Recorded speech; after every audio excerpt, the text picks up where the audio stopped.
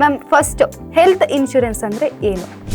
Health insurance ಅಂದರೆ ಇವಾಗ ಹೇಗೆ ನಮ್ಮ ವೆಹಿಕಲ್ಗೆಲ್ಲ ಒಂದು ಇನ್ಶೂರೆನ್ಸ್ ಅವಶ್ಯಕತೆ ಇದೆ, ಹಾಗೆ ನಮ್ಮ ಬಾಡಿಗೂ ಅಷ್ಟೇ ಇನ್ಶೂರೆನ್ಸ್ ಅವಶ್ಯಕತೆ ಇದೆ. ಇವಾಗ ಒಂದು ಜನಸಾಮಾನ್ಯರಿಗೆ ತಲುಪುವಂತಹ ಯಾವುದಾದ್ರೂ ಒಂದು ಸ್ಕೀಮ್ ನಿಮ್ಮ ಹತ್ರ ಯಾವುದಿದೆ? 70 ವರ್ಷದವ್ರಿಗೆ ನಾನು ಹೇಳ್ದಂಗೆ ಇನ್ಶೂರೆನ್ಸೇ ಸಿಗಲ್ಲ. ಬಟ್ ನಾವು 70 ವರ್ಷ ಆಗಲಿ 80 ವರ್ಷ ಆಗಲಿ 100 ವರ್ಷ ಇದ್ರೂ ಆ ವ್ಯಕ್ತಿ ಜೀವಂತ ಇರೋರು ಇನ್ಶೂರೆನ್ಸ್ ಕೊಡ್ಬೋದು. ಇನ್ನೊಂದೇನು ಅಂದರೆ ಏಜ್ ಲಿಮಿಟ್ ಇಲ್ಲ ನಮ್ಮಲ್ಲಿ. 3 ತಿಂಗಳು ಮಗುವಿಂದ 100 ವರ್ಷ ಇದ್ರೂ ಕೂಡ ನಾವು ಇನ್ಶೂರೆನ್ಸ್ ಕೊಡ್ತೀವಿ. ಗ್ಯಾರಂಟಿಡ್ ಬೋನಸ್ ಇದೆ. ಬೇರೆ ಕಡೆ ಎಲ್ಲ ಇನ್ಶೂರೆನ್ಸ್ ತೊಗೊಂಡಿರೋರು ಗೊತ್ತು NCB ಅಂತ, ನೋ ಕ್ಲೇಮ್ ಬೋನಸ್. ಸೊ ನೀವು ನನಗೋಸ್ಕರ ವರ್ಷಕ್ಕೆ 10,000 ಬೇರ್ ಮಾಡಿದ್ರೆ ಕಂಪ್ನಿ ನನಗೇನೇ ಆದ್ರೂ ಆ ವರ್ಷದಲ್ಲಿ ನೋಡ್ಕೊಳ್ಳುತ್ತೆ. ಬಟ್ ನಾವು ಏನೇನು ಹೇಳಿದ್ದೀವಿ ಫೀಚರ್ಸು ಪ್ರತಿಯೊಂದು ನಿಮ್ಮ ಬಾಂಡಲ್ಲಿ ಪ್ರಿಂಟ್ ಆಗಿರುತ್ತೆ. ಹಾಯ್ ಹಲೋ ಗುಡ್ ಮಾರ್ನಿಂಗ್, ನಾನು ನಿಮ್ಮ ಆ್ಯಂಕರ್ ಭೂಮಿಕಾ ಧರ್ಮಪ್ಪ. ಇವತ್ತೊಂದು ಇಂಟ್ರೆಸ್ಟಿಂಗ್ ಸ್ಟೋರಿ ಜೊತೆ ಬಂದಿದ್ದೀನಿ. ಏನಪ್ಪ ಅಂತೀರಾ? ಹೆಲ್ತ್ ಇನ್ಶೂರೆನ್ಸ್ ಬಗ್ಗೆ ನಿಮ್ಗೆ ಎಷ್ಟು ಗೊತ್ತು? ಹೆಲ್ತ್ ಇನ್ಶೂರೆನ್ಸಲ್ಲಿ ಎಷ್ಟೆಲ್ಲ ಸ್ಕೀಮ್ಗಳಿವೆ, ಯಾವ ರೀತಿ ಅಪ್ಲೈ ಮಾಡಬೇಕು, ಎಷ್ಟು ವರ್ಷಕ್ಕಿರುತ್ತೆ, ಅದರಿಂದ ಏನೆಲ್ಲ ಯೂಸಸ್ ಇದೆ, ನಿಮ್ಗೆ ಏನಾದರೂ ಗೊತ್ತಿದೆಯಾ? ಗೊತ್ತಿಲ್ಲ ಆದರೆ ಖಂಡಿತವಾಗಿ ಈ ವಿಡಿಯೋ ನೋಡಿ, ಖಂಡಿತ ನಿಮಗೆ ಬೇಕಾದಷ್ಟು ಇನ್ಫಾರ್ಮೇಷನ್ ಈ ವಿಡಿಯೋದಲ್ಲಿ ಸಿಕ್ಕತ್ತೆ. ಈ ಒಂದು ಹೆಲ್ತ್ ಇನ್ಶೂರೆನ್ಸ್ ಬಗ್ಗೆ ನಿಮ್ಮ ಮುಂದೆ ನಾನು ತುಂಬ ಮಾಹಿತಿಗಳನ್ನ ಇಡ್ತಾ ಹೋಗ್ತೀನಿ. ಈ ಒಂದು ಇನ್ಶೂರೆನ್ಸ್ ಬಗ್ಗೆ ಮಾತಾಡೋದಕ್ಕೆ ನಮ್ಮೊಟ್ಟಿಗೆ ಆಶಾ ಮ್ಯಾಮ್ ಇದ್ದಾರೆ. Ma'am welcome. Hi ma'am. Hi hello, ಹೇಗಿದ್ದೀರಾ? ಚೆನ್ನಾಗಿದ್ದೀನಿ. Okay ma'am, first health insurance ಅಂದರೆ ಏನು? ಚಿಕ್ಕದಾಗಿ ಕ್ವಶನ್ ಕೇಳೋದಾದ್ರೆ. ಹೆಲ್ತ್ ಇನ್ಶೂರೆನ್ಸ್ ಅಂದರೆ ಇವಾಗ ಹೇಗೆ ನಮ್ಮ ವೆಹಿಕಲ್ಗೆಲ್ಲ ಒಂದು ಇನ್ಶೂರೆನ್ಸ್ ಅವಶ್ಯಕತೆ ಇದೆ, ಹಾಗೆ ನಮ್ಮ ಬಾಡಿಗೂ ಅಷ್ಟೇ ಇನ್ಶೂರೆನ್ಸ್ ಅವಶ್ಯಕತೆ ಇದೆ.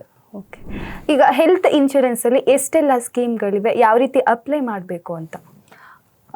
ಇನ್ಶೂರೆನ್ಸ್ ಅಂದರೆ ಅದು ಏಜ್ ಮೇಲೆ ವರ್ಕ್ ಆಗುತ್ತೆ. ಫಾರ್ ಎಕ್ಸಾಂಪಲ್ ಇವಾಗ ಇಂಡಿವಿಜುವಲ್ ಅವರು ಕೂಡ ತಗೋಬೋದು, ಅಥವಾ family members up to 8 members ಒಂದು ಫ್ಯಾಮಿಲಿ ಕೂಡ ತಗೋಬೋದು. ನಿಮ್ಮ ಬಳಿ ಈಗ ಎಷ್ಟು ರೀತಿಯ ಇನ್ಶೂರೆನ್ಸ್ ಸ್ಕೀಮ್ಗಳಿದ್ದಾವೆ ಅಂತ? ಇನ್ಶೂರೆನ್ಸ್ ಅಂದರೆ ಹೇಗೆ ಡಿಸೈನ್ ಮಾಡಿದ್ದೀವಿ ಅಂದರೆ ಆ ವ್ಯಕ್ತಿಗೆ ಹೇಗೆ ಬೇಕೋ ಆ ಥರ ನಾವು ಡಿಸೈನ್ ಮಾಡಿದ್ದೀವಿ. ಅಂದರೆ ಇವಾಗ ಅವರಿಗೆ ಪ್ರೀ ಎಕ್ಸಿಸ್ಟಿಂಗ್ ಡಿಸೀಸ್ ಅಂತ ಹೇಳ್ತೀವಿ, ಅಂದರೆ ಅಂಡರ್ ಮೆಡಿಕೇಷನ್. ಈಗ ಅವರಿಗೆ BP ಇರ್ಬೋದು, ಶುಗರ್ ಇರ್ಬೋದು, ಹಸ್ತಮ ಇರ್ಬೋದು, ಬ್ಲಡ್ ಪ್ರೆಷರ್, ಕೊಲೆಸ್ಟ್ರಾಲ್. ಸೊ ಇದಕ್ಕೆ ಹೇಗೆ ಅಂದರೆ ಇದಕ್ಕೆ ಆದಂಥ ಒಂದು ಪ್ರಾಡಕ್ಟ್ ಇರುತ್ತೆ. ಸೊ ಅವರಿಗೆ ಇವಾಗ ಆ ಥರ ಒಂದು ಡಿಸೈನ್ ಮಾಡಿದ್ದೀವಿ. ಇನ್ನೊಂದು ಇವಾಗ ಯಂಗ್ಸ್ಟರ್ಸ್ಗೆ ಅವ್ರಿಗೆ ಆದಂಥ ಯಾವ ಥರ ಬೇಕು, ಸೊ ಕೇಳಿ ಅವ್ರಿಗೆ ಆ ಥರ ಸೂಟ್ ಆಗುವಂಥ ಪ್ರಾಡಕ್ಟ್ನ ನಾವು ಕೊಡ್ತೀವಿ. ಮ್ಯಾಮ್, ಈ ಹೆಲ್ತ್ ಇನ್ಶೂರೆನ್ಸ್ ಬಗ್ಗೆ ಸಾಕಷ್ಟು ಜನಕ್ಕೆ ಕೆಲವೊಂದು ಇನ್ಫಾರ್ಮೇಷನ್ ಗೊತ್ತಿರಲ್ಲ. ಎಷ್ಟು ನಾವು ಅಮೌಂಟ್ ಹಾಕಿದರೆ ಎಷ್ಟು ವರ್ಷಕ್ಕೊಮ್ಮೆ ಇದಿರುತ್ತೆ, ನಾವು ಅದರಿಂದ ಎಷ್ಟೆಲ್ಲ ಯೂಸಸ್ನ ಪಡ್ಕೋಬೋದು ಅಂತ, ಅದ್ರ ಬಗ್ಗೆ ಏನು ಹೇಳ್ತೀರಾ? ಅಂದರೆ ಇದು ಹೆಂಗೆ ವರ್ಕ್ ಆಗುತ್ತೆ ಅಂದರೆ, ಫಾರ್ ಎಕ್ಸಾಂಪಲ್ ಇವಾಗ ಒಂದು ಯಂಗ್ಸ್ಟರ್ಸ್ ಅಂತಲೇ ಹೇಳಿದೆ, ಒಂದು 40 ವರ್ಷದವರೆಗೂ ಅವರಿಗೆ ಹೇಗೆ ಬರುತ್ತೆ ಅಂದರೆ ಒಂದು 10,000 ಒಳಗೆ ಬರುತ್ತೆ. ಈಗ ನನಗೆ ಫ್ಯಾಮಿಲಿ ಬೇಕು ಅಂದರೆ, ಈಗ ಒಂದು ಗಂಡ ಹೆಂಡತಿ 2 ಮಕ್ಕಳಿರ್ತಾರೆ, ಸೊ ಅವರಿಗೂ ಕೂಡ ಕೊಡ್ತೀವಿ. ಆ್ಯಂಡ್ ಇವಾಗ ಪೇರೆಂಟ್ಸ್ ಇರ್ಬೋದು, ನಾಟ್ ಓನ್ಲಿ ಇವಾಗ ಒಂದು ಫ್ಯಾಮಿಲಿ ಅಂದರೆ ಬರೀ ಹಸ್ಬೆಂಡ್ ವೈಫ್ ಮಕ್ಕಳು ಅಥವಾ ಇಂಡಿವಿಜುವಲ್ ಅಂತಲ್ಲ, ಸೊ ಅವರು ಪೇರೆಂಟ್ಸ್ ಸೀನಿಯರ್ಸ್ ಇರ್ಬೋದು. ಸೊ ನಮ್ಮಲ್ಲಿ ಏಜ್ ಈಗ ಒಂದೊಂದು ಇನ್ಶೂರೆನ್ಸ್ ಗೊತ್ತಿರೋ ಹಾಗೆ ಏಜ್ ಲಿಮಿಟ್ ಇರುತ್ತೆ. ಇಷ್ಟೇ ಏಜಿಗೆ ಅಂತ ಒಂದು 65-70 ಇಯರ್ಸ್ ಸ್ಟಾಪ್ ಆಗಿರುತ್ತೆ. ಬಟ್ ನಮ್ಮಲ್ಲಿ ಪ್ರಾಡಕ್ಟ್ ಇದೆ ವೇರ್ ಏಜ್ ಲಿಮಿಟೇ ಇಲ್ಲ. 100 ಇಯರ್ಸ್ ಇರೋ ವ್ಯಕ್ತಿಗೂ ಕೂಡ ಇನ್ಶೂರೆನ್ಸ್ ಕೊಡ್ತೀವಿ. ಇವಾಗ ಒಂದು ಇನ್ಶೂರೆನ್ಸ್ಗೆ ನಾವೇನೋ 5,000 ಅಮೌಂಟ್ನ ನಾವು ಪೇ ಮಾಡಿರ್ತೀವಿ, ಅದು ಎಷ್ಟು ವರ್ಷ ತನಕ ಇರುತ್ತೆ, ಮತ್ತು ಅದಾದಮೇಲೆ ಮತ್ತೇನಾದ್ರು ರೀಸ್ಟೋರ್ ಆಗುತ್ತೆ, ಅದ್ರ ಬಗ್ಗೆ ಏನಾದ್ರು ಹೇಳ್ತೀವಿ? ಅಂದರೆ ಇನ್ಶೂರೆನ್ಸ್ ಅಂದರೆ ಈಗ ಎಕ್ಸಾಂಪಲ್ ಈಸಿ ಆಗಲಿ, ಈಗ ಜನಗಳಿಗೆ ಗೊತ್ತಿಲ್ಲ ಅಂದರೆ ಹೇಳ್ತೀನಿ. ಎಕ್ಸಾಂಪಲ್ ಹೇಗೆ ಅಂದರೆ, ಈಗ ವೆಹಿಕಲ್ಗೆ ಇನ್ಶೂರೆನ್ಸ್ ಕಟ್ತಾನೆ, ಆಕ್ಸಿಡೆಂಟ್ ಆದರೆ ಮಾತ್ರ ಕಟ್ಕೊಂಡು ಹೋಗ್ತಾನೆ ಇರ್ತೀವಲ್ವಾ. ಸೊ ಹಾಗೆ ಹೆಲ್ತ್ ಇನ್ಶೂರೆನ್ಸು ಕೂಡ ವರ್ಷ ಕಟ್ಕೊಂಡು ಹೋಗ್ತಾ ಇರಬೇಕು. ಇನ್ ಕೇಸ್ ಇವಾಗ ಹೇಗೆ ಅದರಲ್ಲಿ ಫೀಚರ್ಸ್ಗಳಿದೆ, ಹೇಗೆ ಅಂದರೆ ಈಗ ಇನ್ಶೂರೆನ್ಸ್ ಅಂದರೆ ಈಗ ಏನು ಹೇಳ್ತಾರೆ ಜನಗಳು ಅಂದರೆ, ನಾನೀಗ ಫಿಟ್ ಆ್ಯಂಡ್ ಫೈನ್ ಇದ್ದೀನಿ, ನನಗೆ ಯಾಕೆ ಅವಶ್ಯಕತೆ ಇನ್ಶೂರೆನ್ಸ್ ಅಂತ ಹೇಳ್ತಾರೆ. ಮೊದಲೆಲ್ಲ ಹೇಗೆ ಅಂದರೆ, ನಾನೊಂದು 40 ವರ್ಷ ಕ್ರಾಸ್ ಆದರೆ ನನಗೆ ಹೆಲ್ತ್ ಇಶ್ಯೂಸ್ ಬರುತ್ತೆ, ಆವಾಗ ನೋಡ್ಕೊಳ್ಳೋಣ ಅಂತ ಇತ್ತು. ಬಟ್ ಈಗ ಖಂಡಿತ ಹಾಗಿಲ್ಲ. ಈಗ ಏನು ಅಂದರೆ ಸಣ್ಣ ಏಜಿಗೆನೆ ಈಗ ಫುಡ್ ಇರ್ಬೋದು, ನಾವು ತಗೊಳ್ಳೋ ಜಂಕ್ ಫುಡ್ಡಿಂದ ಮೊದಲೆಲ್ಲ ಹೇಗೆ ಬರ್ತಿತ್ತು ಅಂದರೆ 50 ಇಯರ್ಸ್ 60 ಇಯರ್ಸ್ ಆದರೆ ನಮ್ಮ ಹೆಲ್ತ್ ಇಶ್ಯೂಸ್ ಕಾಣ್ತಿತ್ತು. ಬಟ್ ಈಗ ಯಂಗ್ಸ್ಟರ್ಸಿಂದನೇ ಶುರುವಾಗಿದೆ ಹೆಲ್ತ್ ಇಶ್ಯೂಸು. ಸೊ ಇವಾಗ ಹೆಲ್ತ್ ಇನ್ಶೂರೆನ್ಸ್ ಎಲ್ಲ ಏಜಿಗೂ ಇಂಪಾರ್ಟೆಂಟ್. ಹೌದು. ಇವಾಗ ಒಂದು ಜನಸಾಮಾನ್ಯರಿಗೆ ತಲುಪುವಂತಹ ಯಾವುದಾದ್ರೂ ಒಂದು ಸ್ಕೀಮ್ ನಿಮ್ಮ ಹತ್ರ ಯಾವುದಿದೆ? ಹೌದು, ಈಗ ಏನು ಅಂದರೆ ತುಂಬ ಅಫೋರ್ಡಬಲ್ ಪ್ರೈಸಲ್ಲಿದೆ. ಏನು ಎಲ್ಲರೂ ಅಂದರೆ ಯಾವುದೇ ಏಜ್, ಈಗ ನೋಡಿ 70 ವರ್ಷದವ್ರಿಗೆ ನಾನು ಹೇಳ್ದಂಗೆ ಇನ್ಶೂರೆನ್ಸೇ ಸಿಗಲ್ಲ. ಬಟ್ ನಾವು 70 ವರ್ಷ ಆಗಲಿ 80 ವರ್ಷ ಆಗಲಿ 100 ವರ್ಷ ಇದ್ರೂ ಆ ವ್ಯಕ್ತಿ ಜೀವಂತ ಇರೋರು ಇನ್ಶೂರೆನ್ಸ್ ಕೊಡ್ಬೋದು. ಸೊ ಅವರಿಗೆ ತುಂಬ ಇವಾಗ 70 ವರ್ಷದವ್ರಿಗೆ ಒಂದು 30,000 30ರಿಂದ 35,000 ಬರುತ್ತೆ. ಆ್ಯಂಡ್ ಏನೇನೆಲ್ಲ ಕವರ್ ಮಾಡ್ತೀವಿ ಅಂದರೆ 3 ತಿಂಗಳು ಮಗುವಿಂದ 100 ವರ್ಷ ಇದ್ರೂ ನಾವು ಇನ್ಶೂರೆನ್ಸ್ ಕೊಡ್ತೀವಿ. ಬಟ್ ಏನು ಅಂದರೆ ಒಂದೊಂದು ಏಜ್ ಅಂದರೆ ಕ್ಯಾಟಗರಿ, ಈಗ ನಾನು ಹೇಳ್ದಂಗೆ 40 ವರ್ಷದವರೆಗೆ ಒಂದು 10,000 ಬರುತ್ತೆ. ಅದೇ ಅವ್ರಿಗೊಂದು 50 ವರ್ಷ ಇದೆ ಅಂದರೆ ಇನ್ನೊಂದು 3-4,000 ಜಾಸ್ತಿ ಆಗುತ್ತೆ. ಸೊ ಆ ಥರ ಈಗ 70 ವರ್ಷ ಅಂದರೆ ಮಿನಿಮಮ್ 35,000 ಬರುತ್ತೆ.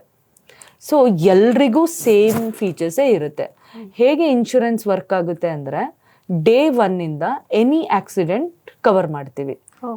ಎನಿ ಆಕ್ಸಿಡೆಂಟ್ ಅಂದರೆ ಬರೀ ರೋಡ್ ಆಕ್ಸಿಡೆಂಟ್ ಅಂತ ಅನ್ಕೊಂಡಿರ್ತಾರೆ ಜನಗಳು. ಇಲ್ಲ, ರೋಡ್ ಆಕ್ಸಿಡೆಂಟ್ ಜೊತೆಗೆ ಈಗ ಮನೆ ಆಫೀಸಲ್ಲಿ ಜಾರಿ ಬೀಳ್ಬೋದು, ಫ್ರ್ಯಾಕ್ಚರ್ ಆಗ್ಬೋದು, ಅಥವಾ ಬೆಂಕಿ ಅನಾಹುತ, ಪ್ರಾಣಿ ಕಚ್ಚೋದು, ಹಾರ್ಟ್ ಅಟ್ಯಾಕ್. ಈಗ ಸಡನ್ನಾಗಿ ಕೂತಿರ್ತೀವಿ, ಹಾರ್ಟ್ ಅಟ್ಯಾಕ್ ಆಗುತ್ತೆ, ಇಟ್ಸ್ ಅನ್ ಆಕ್ಸಿಡೆಂಟ್ ಅಲ್ಲ. ಸೊ ಎನಿ ಆಕ್ಸಿಡೆಂಟು ಡೇ 1ಇಂದ ಕವರ್ ಮಾಡ್ತೀವಿ. ಅದೆಲ್ಲದು ಕೂಡ ಇನ್ಶೂರೆನ್ಸ್ ಎಲ್ಲ ಇನ್ಶೂರೆನ್ಸ್ ಈಗ ಒಂದು ಎಕ್ಸಾಂಪಲ್, ಈಗ ನಿಮಗೆ ನಾನು ಒಂದು ಇನ್ಶೂರೆನ್ಸ್ ಕೊಟ್ಟಿದ್ದೀನಿ ಅಂದರೆ ನಮ್ಮ ಇನ್ಶೂರೆನ್ಸ್ 5 ಲಕ್ಷದಿಂದ 3 ಕೋಟಿವರೆಗೂ ಇದೆ. ಈಗ ನಿಮ್ಮ ಪೇಯಿಂಗ್ ಕೆಪಾಸಿಟಿ, ಈಗ ನಿಮಗೆ 5 ಲಕ್ಷಕ್ಕೆ ಅಂದರೆ 6,000 ಚಾರ್ಜ್ ಮಾಡ್ತೀವಿ. ಅದೇ ನನಗೆ 10 ಲಕ್ಷ ಬೇಕು ಅಂದರೆ ಇನ್ನೊಂದು 2,000 ಜಾಸ್ತಿ ಆಗುತ್ತೆ. 50 ಲಕ್ಷ ಬೇಕು, ಈಗ ನಿಮಗೆ ಗೊತ್ತು ಒಂದು ಹಾಸ್ಪಿಟಲ್ಗೆ ಹೋದರೆ ನಿಮಗೆ ಎಷ್ಟು ಬೇಕಾಗುತ್ತೆ ಚಾರ್ಜಸ್ ಅಂತ. ಈಗ ಬರೀ ನಾನು ಜ್ವರ ಅಂತ ಹೋದರೆ ನೀವು ಒಂದು ಮಲ್ಟಿ ಸ್ಪೆಷಲ್ ಹಾಸ್ಪಿಟಲ್ಗೆ ಹೋದರೆ 1 ಲ್ಯಾಕಿಂದ 2 ಲ್ಯಾಕ್ ಬೇಕೇ ಬೇಕು, ಒಂದು ಮಾಮೂಲಿ ವೈರಲ್ ಫೀವರ್ಗೆನೆ ಅಲ್ವಾ. ಸೊ ಇವಾಗ ಕೋವಿಡ್ ಅಂತ ಇತ್ತು, ಕೇಳಿದ್ದೀರಾ ಎಲ್ಲರಿಗೂ ಕೋವಿಡ್. ಅಲ್ಲಿವರೆಗೂ ಈ ಇನ್ಶೂರೆನ್ಸ್ ಬಗ್ಗೆ ಯಾರಿಗೂ ಅಷ್ಟು ಇಂಪಾರ್ಟೆನ್ಸ್ ಇರಲಿಲ್ಲ. ಇವಾಗಲೂ ಕೂಡ ಕೆಲವೊಂದಷ್ಟು ಜನಕ್ಕೆ ಇಂಪಾರ್ಟೆನ್ಸ್ ಅಂದ್ರೆ ಏನೆಲ್ಲ ಯೂಸಸ್ ಇದೆ ಅನ್ನೋದೇ ಕೆಲವೊಂದಷ್ಟು ಜನಕ್ಕೆ ಗೊತ್ತಿಲ್ಲದಂಗಾಗಿದೆ. ಅದೇ ನೋಡಿ, ನೀವು ಇಂಡಿಯಾ ಬಿಟ್ಟು ಅಬ್ರಾಡ್ ಅಲ್ಲಿ ಒಂದೊಂದು ಚೇರ್ ಆಗಲಿ ಒಂದೊಂದು ಇದು ನಾನ್ ಲಿವಿಂಗ್ ವಸ್ತುಗಳಿಗೇನೆ ಇನ್ಶೂರೆನ್ಸ್ ಮ್ಯಾಂಡೇಟ್ರಿ ಮಾಡಿದ್ದಾರೆ. ಸೊ ಇಲ್ಲಿ ಏನು ಅಂದರೆ ನೀವು ಹೇಳಿದ ಕರೆಕ್ಟು, ಇನ್ಶೂರೆನ್ಸ್ದು ಅವೇರ್ನೆಸ್ಸೇ ಇಲ್ಲ. ಯಾವಾಗ ಈ ಕೋವಿಡ್ ಬಂತು ಅವಾಗಲಿಂದ ಕಂಪೇರ್ ಮಾಡಿದ್ರೆ ಸ್ವಲ್ಪ ಜನಕ್ಕೆ ತಿಳುವಳಿಕೆ ಬಂದಿದೆ, ಅದರದ್ದು ಮಹತ್ವ ಗೊತ್ತಾಗಿದೆ. ಇನ್ಶೂರೆನ್ಸ್ ಎಷ್ಟು ಇಂಪಾರ್ಟೆಂಟು, ಹೆಲ್ತ್ ಇನ್ಶೂರೆನ್ಸ್ ಇದ್ರೆ ಅಂತ ಗೊತ್ತಾಗಿದೆ. ಇವಾಗ ಇತ್ತೀಚೆಗೆ ಹೆಲ್ತ್ ಮತ್ತೆ ವೆಹಿಕಲ್ ಇನ್ಶೂರೆನ್ಸ್ ಅಷ್ಟೇ ಅಲ್ಲ, ಒಂದು ಫೋನ್ ಏನೋ ಒಂದು ತಗೊಂತಿದೀವಿ ಅಂದ್ರೆ ಅದಕ್ಕೂ ಕೂಡ ಇನ್ಶೂರೆನ್ಸ್ ತುಂಬಾ ಇಂಪಾರ್ಟೆನ್ಸ್ ಆಗಿರುತ್ತೆ. ಹೌದು, ಈ ಮನುಷ್ಯನ ಜೀವಕ್ಕೆ ಯಾಕೆ ಮನುಷ್ಯ ಅರ್ಥ ಮಾಡ್ಕೊಂತಿಲ್ಲ, ಮೀನ್ಸ್ ಯಾಕೆ ಇನ್ಶೂರೆನ್ಸ್ ನ ಮಾಡ್ಕೊಂತಿಲ್ಲ ಅಂತ. ಯಾಕೆ ಅಂದರೆ ಇವಾಗ ನಾವು ಬಂದಿರೋದೇ ಅದಕ್ಕೆ, ಏನು ಅಂದರೆ ಜನಕ್ಕೆ ಒಂದು ಅವೇರ್ನೆಸ್ ಕ್ರಿಯೇಟ್ ಮಾಡಬೇಕು ನಮ್ಮಲ್ಲಿ. ಈಗ ನಾನು ಹೇಳ್ದಂಗೆ 70 ವರ್ಷ ಆದ್ಮೇಲೆ ಇನ್ಶೂರೆನ್ಸೇ ಇರ್ತಿರ್ಲಿಲ್ಲ. ಬಟ್ ಈಗ ನಾವು 100 ಇಯರ್ಸ್ ಇದ್ರೂ ಕೊಡ್ತೀವಿ ಅಂತ ಹೇಳ್ತಿದ್ವಿ. ಆ್ಯಂಡ್ ಹೇಳಿದಾಗೆ ನನಗೆ ಈಗ ನಾನು ಫಿಟ್ ಆ್ಯಂಡ್ ಫೈನ್ ಇದ್ದೀನಿ, ನಾನು ಯಾಕೆ ಸುಮ್ಮನೆ ಕಂಪ್ನಿಗೆ ದುಡ್ಡು ಕಟ್ಟಬೇಕು, ನಾನು ಆರೋಗ್ಯವಾಗಿದ್ದೀನಿ ಅನ್ನೋದೊಂದು ಮೈಂಡ್ಸೆಟ್ ಇದೆ, ಹೌದಲ್ವಾ. ಬಟ್ ಇವಾಗ ಏಜ್ ಕ್ಯಾಟಗರಿ ನನಗೆ 50 ವರ್ಷ ಆದಮೇಲೆ ಕಾಯಿಲೆ ಬರುತ್ತೆ ಅನ್ನೋದೇ ಇಲ್ಲ. ಈಗ ಒಂದು ಹುಟ್ಟಿದ ಮಗುವಿಂದ, ಈಗ ನೀವೇ ನೋಡ್ಬೋದು, ಹುಟ್ಟಿದ ಮಗುಗೇನೆ ಶುಗರ್ ಬಂದ್ಬಿಡುತ್ತೆ. ಇವಾಗ ಜನಗಳಿಗೆ ಅದರದ್ದು ಮಹತ್ವ ಯಾವಾಗ ಗೊತ್ತಾಗುತ್ತೆ ಅಂದರೆ ಹಾಸ್ಪಿಟ್ಲಿಗೆ ಹೋದಾಗ ಅಲ್ಲಿದು ಕೇಳ್ತಾರೆ ನಿಮ್ಗೆ ಇನ್ಶೂರೆನ್ಸ್ ಇದೆಯಾ ಅಂತ. ಅದು ಹೋಗಿರೋರಿಗೆ ಅನುಭವ ಆಗಿರುತ್ತೆ. ಆವಾಗ ಅಲ್ಲಿ ರಿಸೆಪ್ಷನ್ ಕೌಂಟರ್ ಇರುತ್ತೆ, ಇನ್ಶೂರೆನ್ಸ್ ಕೌಂಟರ್ ಇರುತ್ತೆ. ಅವಾಗ ಇಲ್ದೇ ಇರಬೇಕಾದ್ರೆ ಪಾಪ ಜನಗಳು ಅವ್ರ ಒಡವೆನ ಅಡ ಇಡಬೇಕು, ಪ್ಲೆಡ್ಜ್ ಮಾಡಬೇಕು ಅಂತ ಬರುತ್ತೆ. ಆಮೇಲೆ ಯಾರು ನಮಗೆ ಆ ಕಷ್ಟ ಸಮಯದಲ್ಲಿ ಯಾರು ನಮಗೆ ಹೆಲ್ಪ್ ಮಾಡ್ಲಿಕ್ಕೆ ಬರಲ್ಲ, ಅದು ಅನುಭವ ಆಗಿರೋರಿಗೆ ಗೊತ್ತಿರುತ್ತೆ. ಅದೇ ಒಂದು ಇನ್ಶೂರೆನ್ಸ್ ಇದ್ದರೆ ನಿಮ್ಮ ಫ್ಯಾಮಿಲಿಗೆ ಗಂಡ ಹೆಂಡತಿ ಮಕ್ಕಳು ಅಥವಾ ಇಬ್ಬರು ಪೇರೆಂಟ್ಸ್ ಇದ್ದಾರೆ ಅಂದರೆ ನಿಮಗೆ ಒಂದು 40,000 ಒಳಗೆ ಬರುತ್ತೆ. ಈಗ ನಾವು ಎಲ್ಲಿ ಹೊರಗಡೆ ಒಂದು ಟ್ರಿಪ್ ಅಂತ ಹೋದರೆ ಎಷ್ಟು ಖರ್ಚು ಮಾಡಿರ್ತೀವಿ, ಒಂದು ಪಾರ್ಟಿ ಅಂತ ಹೋದರೆ ಎಷ್ಟು ಖರ್ಚು ಮಾಡಿರ್ತೀವಿ, ಅದನ್ನೇ ಒಂದು RD ಥರ ಒಂದು ಅಕೌಂಟ್ನ ಓಪನ್ ಮಾಡಿ ಒಂದು ಫ್ಯಾಮಿಲಿಗೆ ಒಂದು ಪೇರೆಂಟ್ಸು, ಯಾಕಂದರೆ ಪೇರೆಂಟ್ಸು ಇಂಪಾರ್ಟೆಂಟ್ ಇದ್ದಾರೆ ನಮಗೆ. ಸೊ ಪೇರೆಂಟ್ಸು, ಗಂಡ ಹೆಂಡತಿ, 2 ಮಕ್ಕಳು. ಸೊ ಫ್ಯಾಮಿಲಿ ಅಂದರೆ ಹಿಂಗೆ ಇರುತ್ತೆ. ಸೊ ಒಂದು ಇನ್ಶೂರೆನ್ಸ್ ಅಂತ ಒಂದು 40,000 ಅಂತ ಸೇವ್ ಮಾಡಿಬಿಟ್ರೆ ಸೊ ಪ್ರತಿಯೊಬ್ಬರಿಗೂ ನಾವು ಇನ್ಶೂರೆನ್ಸ್ ಕವರ್ ಮಾಡ್ತೀವಿ. ಹಾಸ್ಪಿಟಲೈಸ್ ಆದರೆ ಬರೀ ವರ್ಷಕ್ಕೆ ಒಂದ್ಸಲ ಅಲ್ಲ, ವರ್ಷದಲ್ಲಿ ನಮ್ಮಲ್ಲಿ ಒಂದು ಫೀಚರ್ ಇದೆ ರೆಸ್ಟೋರೇಷನ್ ಅಂತ. ವರ್ಷದಲ್ಲಿ ಈಗ ನಾನು ಹೇಳ್ದಂಗೆ 6 ಜನ ಇದ್ದಾರೆ ಫ್ಯಾಮಿಲಿಲಿ, ಅಪ್ಪ ಅಮ್ಮ ಗಂಡ ಹೆಂಡತಿ 2 ಮಕ್ಕಳು. ಸೊ ಅವ್ರಿಗೆಲ್ಲರಿಗೂ ಕಂಪನಿ ನೋಡ್ಕೊಳ್ಳುತ್ತೆ. ನೀವು ಒಂದು 40,000 to 50,000 ಬೇರ್ ಮಾಡಿದ್ರೆ ವರ್ಷಕ್ಕೆ, ಅಂದ್ರೆ ಮ್ಯಾಮ್ ಒಬ್ರೇ ಅದನ್ನ ಸೇವ್ ಮಾಡಿ ಇಡ್ಬೇಕಾ ಅಥವಾ ಫ್ಯಾಮಿಲಿ ಅವ್ರ ಎಲ್ಲರ ಅಕೌಂಟಲ್ಲೂ ಅಷ್ಟು ಅಂದ್ರೆ ಇವಾಗ ನಾನು ಎಲ್ರದ್ದು ಸೇರಿ ಯಾರು ಒಬ್ರು ಮನೆ, ಇವಾಗ ಎಕ್ಸಾಂಪಲ್ ನಾನು ನನ್ನ ತಂದೆ ತಾಯಿ ನನ್ನ ಮಕ್ಳಿಗೆ ನೋಡ್ಕೋತೀನಿ. ಸೊ ನಾನು ಬೇರ್ ಮಾಡ್ತೀನಿ ಅಂದರೆ ನಾನು ಪೇ ಮಾಡ್ತೀನಲ್ವಾ. ಸೊ ಅದರಲ್ಲಿ ಬಾಂಡಲ್ಲಿ ಎಲ್ರಿಗೂ ನಾವು ಮೆನ್ಷನ್ ಮಾಡಿರ್ತೀವಿ. ಎಷ್ಟು ಜನ ಫ್ಯಾಮಿಲಿಗೆ ತಗೋತಾ ಇದ್ದೀವಿ ಅಷ್ಟು ಜನಕ್ಕೂ ಅಲ್ಲಿ ಮೆನ್ಷನ್ ಮಾಡಿರ್ತೀವಿ. ಅಷ್ಟು ಜನಕ್ಕೂ ಕಂಪ್ನಿ ನೋಡ್ಕೊಳ್ಳುತ್ತೆ. ಅಷ್ಟು ಜನದ ಪೂರ. ಸೊ ನಾನು ವರ್ಷಕ್ಕೆ ಒಂದ್ಸಲ ಕಂಪ್ನಿಗೆ ಪೇ ಮಾಡ್ತೀನಿ ಅಂಡ್ ಪ್ರತಿ ವರ್ಷ ರಿನಿವಲ್ ತರಾನೆ. ನನಗೆ ಹುಷಾರ್ ತಪ್ಪಲಿ ಅಥವಾ ನಾನು ಹುಷಾರ್ ಇಲ್ಲದೆ ಹೋಗ್ಲಿ ಕಟ್ಕೊಂಡು ಹೋಗ್ತಾ ಇರ್ಬೇಕು. ಯಾರಿಗ್ ಗೊತ್ತು, ಈಗ ನಾನು ಒಂದು 5 ವರ್ಷ ನಾವೇನ್ ಬಯಸ್ತೀವಿ ಅಂದ್ರೆ ಇನ್ಶೂರೆನ್ಸ್ ಕಂಪ್ನಿಲಿ ಕೆಲಸ ಮಾಡೋರು ಇನ್ಶೂರೆನ್ಸ್ ಮಾಡಿಸಿ, ಬಟ್ ನಿಮಗೆ ಹಾಸ್ಪಿಟ್ಲಿಗೆ ಸೇರೋ ಅವಶ್ಯಕತೆ ಬರೋದು ಬೇಡ ಅಂತ. ಯಾಕಂದರೆ ಇದು ಒಂದು ಏನು ಅಂದರೆ, ಈಗ ನೋಡಿ ನಾನು ಒಂದು ಸೇವಿಂಗು ಅಕೌಂಟಲ್ಲಿ 2 ಲಕ್ಷ 3 ಲಕ್ಷ ಇಟ್ಟಿರ್ತೀನಿ ಒಂದು ಸೇವಿಂಗ್ ಅಂತ.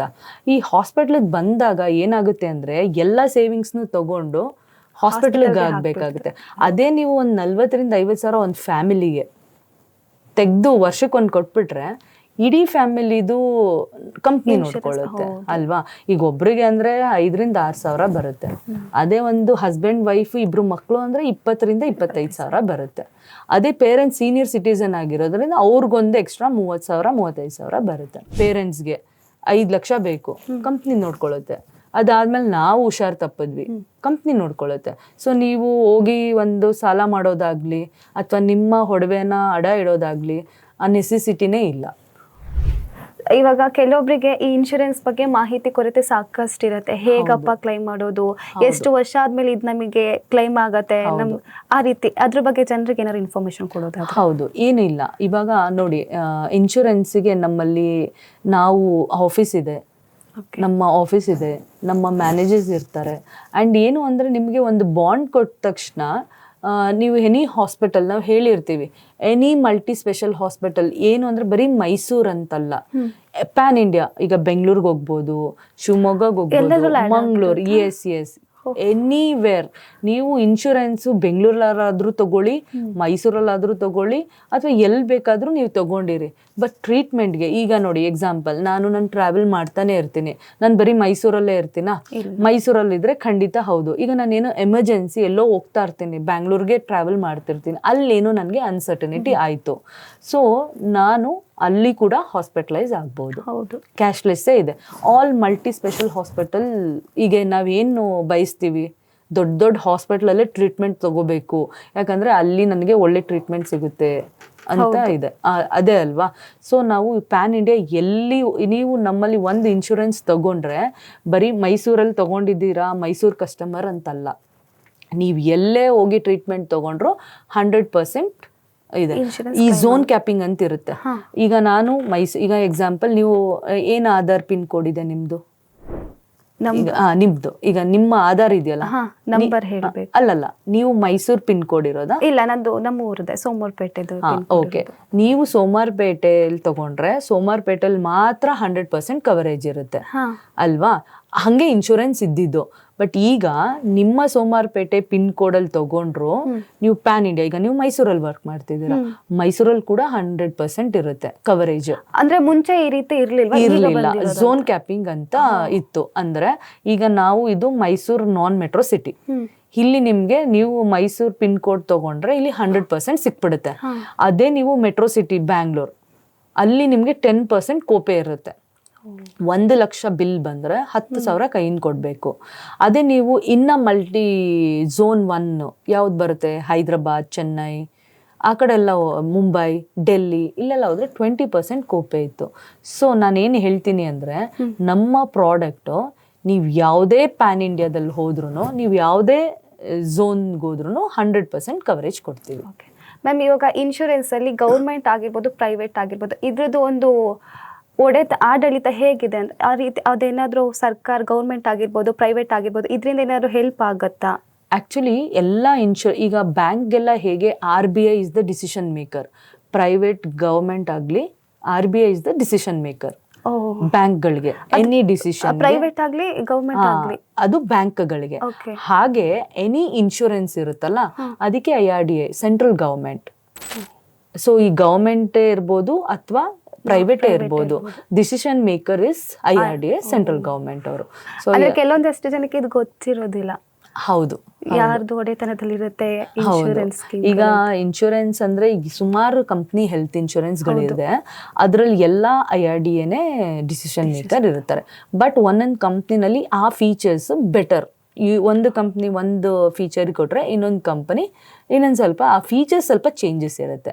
ಬಟ್ ಆಲ್ ಡಿಸಿಷನ್ ರೂಲ್ಸ್ ಎಲ್ಲ ಎಲ್ರಿಗೂ IRDAನೇ ಇರುತ್ತೆ.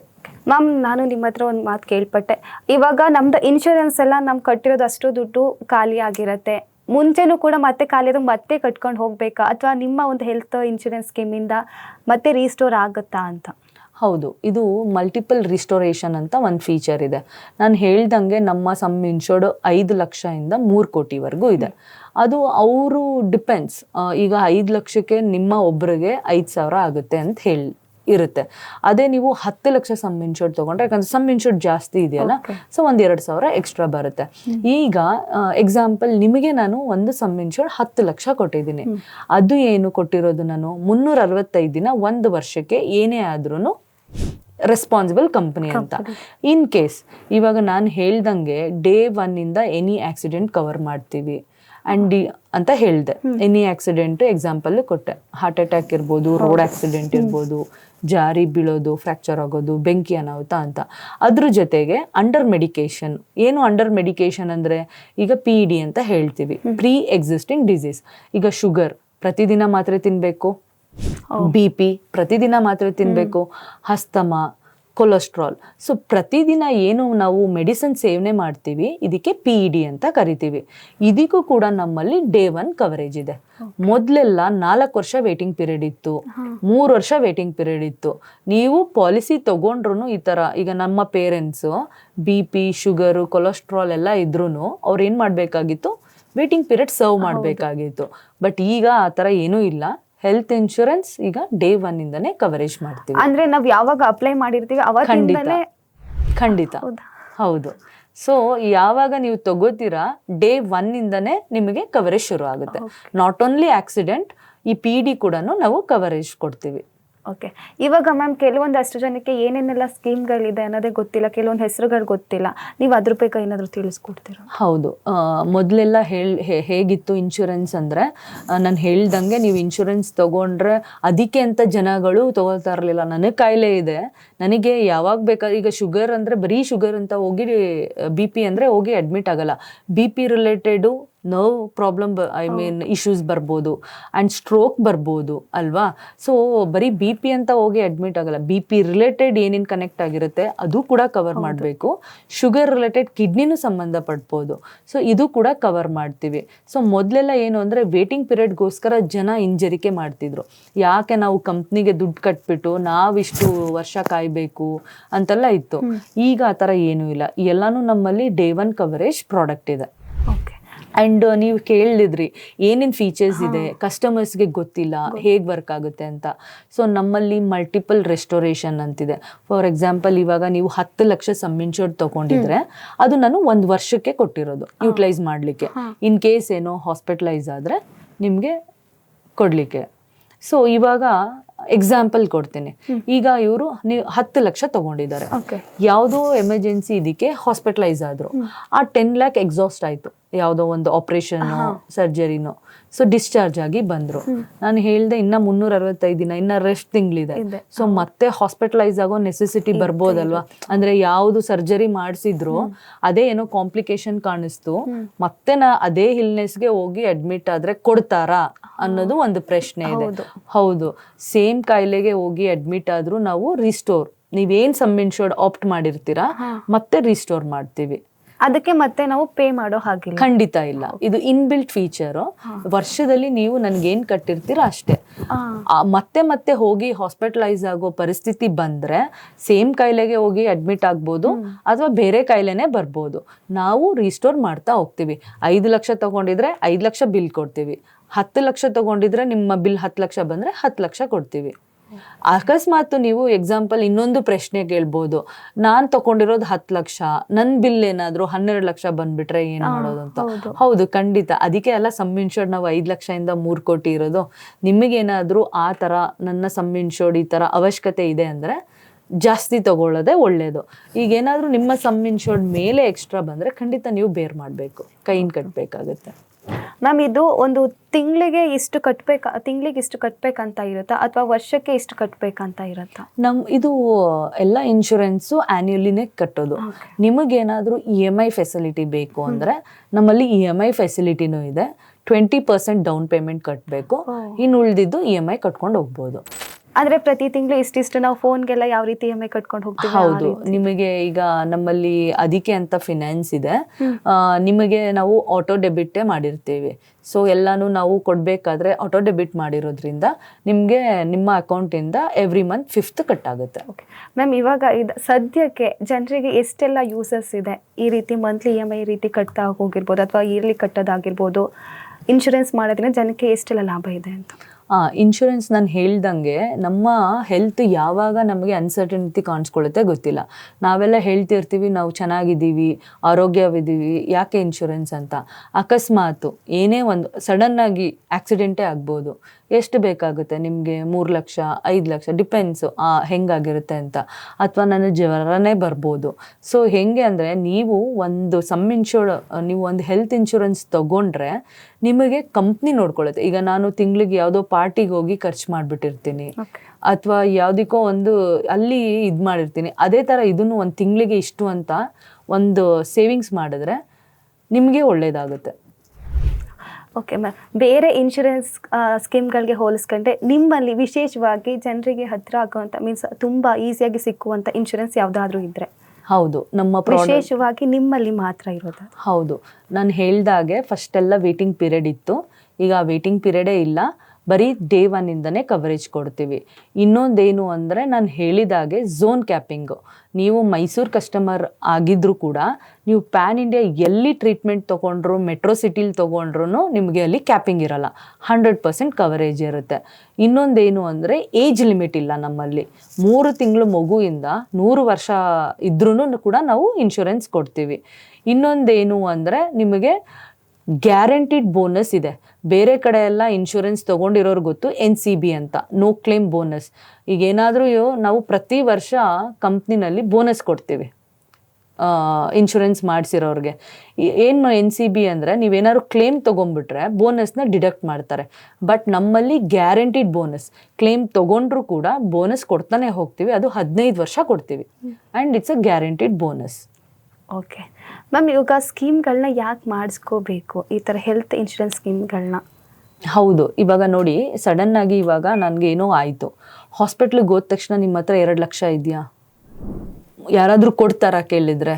ಅದೇ ನೀವೊಂದು ನಿಮ್ಮ ಏಜಿಗೆ ಹೇಳ್ತಿರೋದು ಒಂದು 6,000 10,000 ಕಟ್ಬಿಟ್ರೆ ಕಂಪ್ನಿ ವಿಲ್ ಟೇಕ್ ಕೇರ್ ಅಲ್ಲ. ಇವಾಗ 1,50,000 ಅನ್ನೋದು ನನಗೆ ಕಷ್ಟ ಅಲ್ಲ. ಸೊ ಅದೇ ಒಂದು ಇನ್ಶೂರೆನ್ಸ್ ಇದ್ದರೆ ನಾನು ಹೇಳ್ದಂಗೆ ವರ್ಷದಲ್ಲಿ ಎಷ್ಟು ಸಲ ಅಡ್ಮಿಟ್ ಆದ್ರೂ ಕಂಪ್ನಿ ರಿಸ್ಟೋರ್ ಮಾಡುತ್ತೆ. ಸೊ ನೀವು ನನಗೋಸ್ಕರ ವರ್ಷಕ್ಕೆ 10,000 ಬೇರ್ ಮಾಡಿದ್ರೆ ಕಂಪ್ನಿ ನನಗೇನೇ ಆದ್ರೂ ಆ ವರ್ಷದಲ್ಲಿ ನೋಡ್ಕೊಳ್ಳುತ್ತೆ. ಮ್ಯಾಮ್, ಇವಾಗ ಇದು ಆಕ್ಸಿಡೆಂಟ್ ಇನ್ಶೂರೆನ್ಸ್ ಆಗಿರ್ಬೋದು, ಹೆಲ್ತ್ ಇನ್ಶೂರೆನ್ಸ್ ಆಗಿರ್ಬೋದು, ಅದ್ರದ್ದು ನೇಮ್ಗಳೇನಾದರೂ ಹೇಳೋದಾದ್ರೆ ಯಾವ ರೀತಿ ಇರುತ್ತೆ? ಅದೇ ನಮ್ಮ ಪ್ರಾಡಕ್ಟ್ ಸರ್ವ ಅಂತಿದೆ. ಅದರಲ್ಲಿ ಏನು ಅಂದರೆ ಆಕ್ಸಿಡೆಂಟು ಈ ಒಂದು ಪ್ರಾಡಕ್ಟ್ ತಗೊಂಡ್ರೆ ಡೇ 1ಇಂದ ಎನಿ ಆಕ್ಸಿಡೆಂಟು ಸಿಗುತ್ತೆ ಆ್ಯಂಡ್ ಅಂಡರ್ ಮೆಡಿಕೇಶನ್ ಇದ್ದರೆ ಅದು ಕೂಡ ಡೇ 1ಇಂದ ಕವರೇಜ್ ಇರುತ್ತೆ. ಆ್ಯಂಡ್ ನನ್ನ ಫೀಚರ್ಸ್ ಹೇಳಿದೆ ನಿಮಗೆ, ಝೋನ್ ಕ್ಯಾಪಿಂಗ್ ಇಲ್ಲ ಆ್ಯಂಡ್ ಬೋನಸ್ 15 ವರ್ಷ ಕೊಡ್ತೀವಿ ಅಂತ. ಆ್ಯಂಡ್ ನಿಮಗೆ ಅನ್ಲಿಮಿಟೆಡ್ ರೆಸ್ಟೋರೇಷನ್ ಇದೆ. ಹೋಗಿ ಅಡ್ಮಿಟ್ ಆಗ್ತಿದ್ರು ನಾವು ರಿಸ್ಟೋರ್ ಮಾಡ್ತಾನೆ ಇರ್ತೀವಿ ಅಂತ ಹೇಳಿದೆ. So non medical items, gloves, syringe, P kit ಎಲ್ಲನೂ ಕೂಡ A to Z ಕವರ್ ಮಾಡ್ತೀವಿ. ಕೂಡ ನಿಮ್ಮಲ್ಲೇ ಹೌದು, ಅಂದರೆ ನಿಮಗೆ ಚಾರ್ಜ್ ಮಾಡ್ತಾರೆ ಹಾಸ್ಪಿಟ್ಲಲ್ಲಿ. ಇನ್ಶೂರೆನ್ಸ್ ನಿಮಗೆ ಎಲ್ಲ ಕೊಟ್ಬಿಡುತ್ತೆ. ನೀವೇನು ಸಮ್ ಇನ್ಶೂರ್ಡ್ ತೊಗೊಂಡಿದ್ದೀರಾ ಇದು, ಅದೇ ನೀವು ಕೆಳಗಡೆ ಬಂದ ತಕ್ಷಣ ನಿಮಗೆ ಬಿಲ್ ಕೊಡ್ತಾರೆ. Gloves, syringe, P kit, wheelchair, ಅದೆಲ್ಲ ನಾನ್ ಮೆಡಿಕಲ್ ಐಟಮ್ಸ್ ಅಂತ ಹೇಳ್ತೀವಿ. ಅದನ್ನು ನೀವು ಕೈಯಿಂದ ಬೇರ್ ಮಾಡಬೇಕಾಗುತ್ತೆ ಕಸ್ಟಮರ್ಸು. ಅದು ಕೂಡ ನಾವು ಆ್ಯಡ್ ಮಾಡಿ ಕೊಡ್ತಾ ಇದ್ದೀವಿ. ಇನ್ಶೂರೆನ್ಸ್ ಎಲ್ಲ ಆ್ಯಡ್ ಆಗಿರುತ್ತೆ. ಹೌದು. ಈಗ ಒಂದು ಸೀನಿಯರ್ ಸಿಟಿಸನ್ಗೆ ರಿಸ್ಕ್ ಜಾಸ್ತಿ ಅಂತ ಕೋಪೆ ಇರುತ್ತೆ. ಅಂದರೆ 70% ಕಂಪ್ನಿ ಕಟ್ಟುತ್ತೆ, ಇನ್ನು 30% ನೀವು ಪಾಕೆಟಿಂದ ಕೊಡಬೇಕು. 70 or 80% ಅಂತ ಇರುತ್ತೆ. ಈಗ ನೀವೆಲ್ಲ ಗ್ರೂಪ್ ಇನ್ಶೂರೆನ್ಸ್ ನೋಡಿದ್ರೆ ಗೊತ್ತಿರುತ್ತೆ, ಎಲ್ಲದಕ್ಕೂ ಸಬ್ಲಿಮಿಟ್ ಇರುತ್ತೆ. Though you have taken 10 lakh sum insured, ಕಣ್ಣಿಗೆ ಕ್ಯಾಟ್ರಾಕ್ಟ್ಗೆ 40,000, ನೀ ರಿಪ್ಲೇಸ್ಮೆಂಟ್ 60,000. ದೋ ಯು ಹ್ಯಾವ್ ಟೇಕನ್ 10 lakh, ಅದಕ್ಕೆಲ್ಲ ಸಬ್ಲಿಮಿಟ್ ಅಂತಿದೆ. ನಿಮಗೆ ಯಾವುದೇ ರೀತಿ ಸಬ್ಲಿಮಿಟ್ ಇಲ್ಲ. ನೀವೇನ್ ತಗೊಂಡಿದ್ದೀರಾ ಅಪ್ ಟು ಸಮ್ ಇನ್ಶೂರ್ಡ್ ಎಲ್ಲದಕ್ಕೂ ಕವರ್ ಮಾಡ್ತೀವಿ. ಹೌದು, ಆ ನಮ್ಮ ಪ್ರಾಡಕ್ಟ್ ಅಲ್ಲಿ ಅಪ್ ಟು ಸಮ್ ಇನ್ಶೂರ್ಡ್ ಇರುತ್ತೆ. ಯಾವುದೇ ರೀತಿ ಸೀನಿಯರ್ ಸಿಟಿಸನ್ಗೆ ಕೋಪೆ ಇಲ್ಲ, ಯಾವುದೇ ರೀತಿ ಏನೂ ಇಲ್ಲ, ಹಿಡನ್ ಚಾರ್ಜಸ್ ಇಲ್ಲ. ನಾವು A to Z ಎಲ್ಲಾನು ಕವರ್ ಮಾಡ್ತೀವಿ. ಆ್ಯಂಡ್ ನಾವು ಏನು ಹೇಳಿರ್ತೀವಿ ಎಲ್ಲ ಬಾಂಡಲ್ಲಿ ಪ್ರಿಂಟ್ ಆಗಿರುತ್ತೆ.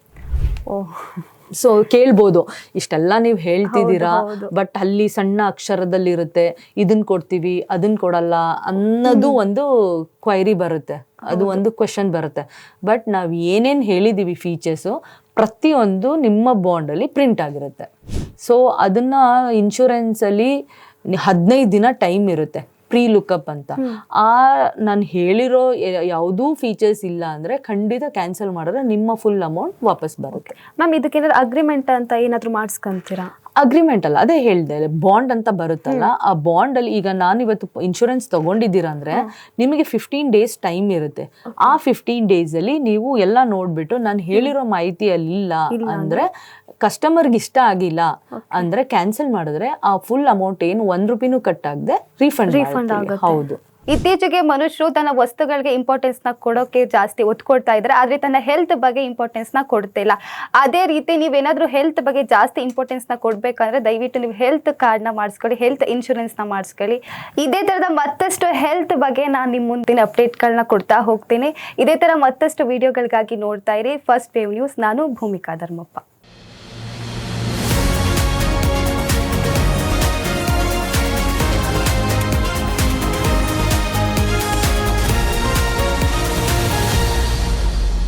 ಫಸ್ಟ್ ವೇವ್ ನ್ಯೂಸ್, ನಿಮ್ಮ ದಾರಿ ನಮ್ಮ ಜವಾಬ್ದಾರಿ.